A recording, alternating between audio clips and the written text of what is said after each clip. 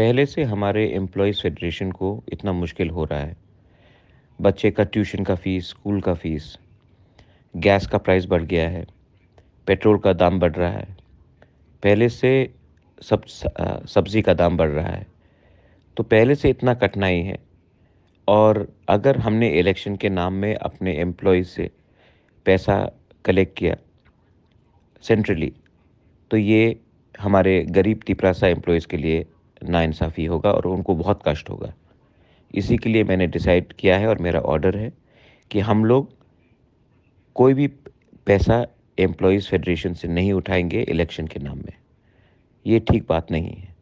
मैं अपना पैसा लगाऊँगा और अगर किसी को हेल्प करना है एम्प्लॉयी फेडरेशन से, तब आप लोकली हेल्प कीजिए, लेकिन सेंट्रली मैं एक पैसा नहीं उठाऊँगा।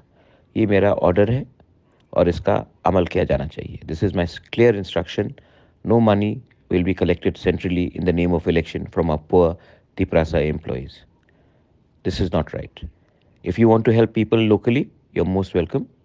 But centrally, I will not take any money from my Tiprasa Employees Federation. Hambai. This is Bubagra.